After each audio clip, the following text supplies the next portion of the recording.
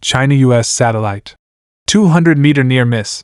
Collision, stunt, or regulatory dispute? Why China's space computing power is outpacing Silicon Valley giants.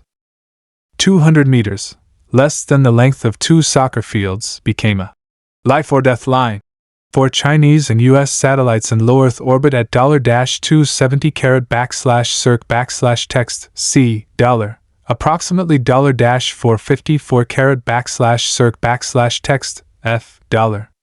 The 2 satellites, flying at $7.8-text km/s $, had a relative velocity comparable to a cannonball as they grazed past each other. The slightest deviation would have resulted in a space car crash. The news immediately sent SpaceX into an uproar. An executive posted 5 tweets, fiercely accusing China's CAS Space, Zhongke Yuhang, of deliberate provocation, and even hinting at space aggression. But the reversal came faster than a Falcon rocket recovery. China not only presented a full set of compliance evidence, including orbital parameter records and a receipt from the International Space Traffic Coordination Center, ISTCC, but also unveiled the hard truth that silenced the Silicon Valley giants. Our space computing power is already commercialized and profitable. Google's pie in the sky prototype satellite plan for 2027 hasn't even been baked, and the NVIDIA-backed Starcloud hasn't dared to publicly release test data. Is this SpaceX crying foul with a regulatory stunt? Or has the Chinese space industry truly achieved a comprehensive overtake? Many people view a satellite close approach as a simple space accident, but it hides a globally recognized set of responsibility demarcation rules. It can be easily understood using a familiar delivery service analogy. When a delivery person picks up, transports, and drops off a package at a neighborhood station, any loss or damage is their responsibility. Once you sign for it, any subsequent issue falls to the station or yourself. Satellite launches follow this logic. The rocket's liftoff, insertion into orbit, and payload separation constitute the launch provider's delivery phase. After this, the satellite operates independently, and responsibility shifts to the actual operator. The 1967 Outer Space Treaty clearly defines this line of responsibility. The launching state's responsibility is limited to the entire process of launching and mission execution, and payload separation is the legal finish line. The satellite launched by CAS Space on December 10 completed payload separation at 1400 hours that day. The rocket had already returned, and the launch team's mission checklist was complete.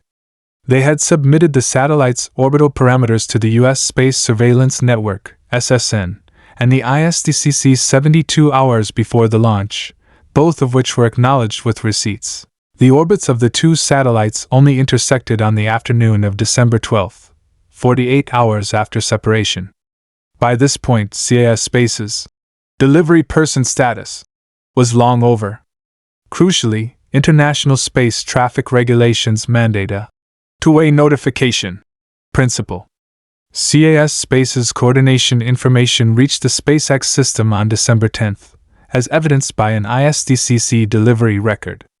Conversely, the Starlink satellite was in a collision avoidance system dormant state and did not respond. SpaceX using lack of coordination as a shield is akin to claiming the other party didn't dial when they themselves didn't answer the phone, deliberately blurring the line of responsibility. Even more game-changing is China's space computing prowess. Guixing Aerospace, Guixing Yuhang, has just commercialized the world's first space-based computing constellation. This space supercomputing center, comprised of 12 satellites, boasts a peak computing power of $7.44 petaflops per single satellite, with a total capability equivalent to $5 million ordinary computers running simultaneously. In contrast, Starcloud's test satellite only recently equipped an NVIDIA H100 GPU, and Google's Suncatcher program won't dare to launch a prototype until 2027. China has turned the blueprint into cash flow. Next, we will thoroughly analyze 2 things. First, what trick was SpaceX playing in the 200-meter near-miss incident? Second, how did China manage to leave the former tech hegemon behind in the space computing race? The secret behind this is not just technical breakthroughs, but a major reshuffle of the global space landscape. SpaceX is playing a double game, accusing China while repeatedly causing trouble itself. In 2021, Starlink satellites dangerously approached the Chinese space station twice. Chinese astronauts were inside performing duties, forcing the station to execute 2 emergency collision avoidance maneuvers, consuming significant fuel and shortening its orbital lifespan. In 2019, the European ELA satellite faced a similar situation and had to make an emergency orbit change to avoid a Starlink satellite. Ironically, SpaceX consistently uses its status as a private company as a shield. Yet, it holds a $28 million contract with the U.S. Air Force specifically to test Starlink's military applications, essentially making it the U.S. military's space tentacle. The close approach of the CAS space satellite 48 hours after payload separation is fully compliant with international rules. Article 6 of the Outer Space Treaty clearly states that the launching state's responsibility is limited to the launching and mission execution phase.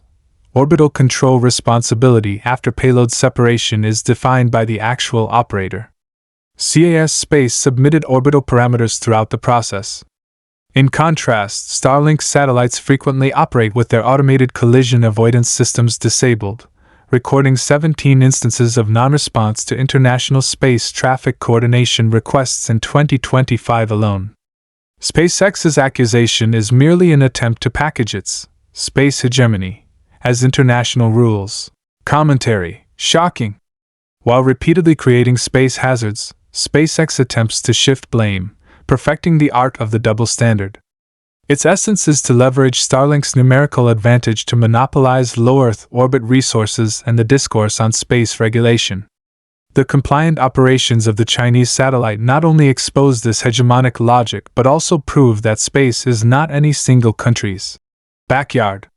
This response, using rules as a shield and technology as a spear, is a sign of the Chinese space industry's maturity and sets a new precedent for global commercial spaceflight.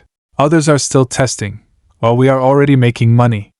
Guisheng Aerospace's Star Computing Xingsuan Constellation achieved a successful launch of 12 satellites on a single rocket in May 2025, possessing a total computing capacity of 50 petaflops. It also carries an 8 billion parameter space-based model, capable of processing satellite data directly in space without the lengthy detour back to ground stations. This system now serves 23 countries, from agricultural disaster monitoring in Southeast Asia to mineral exploration in Africa.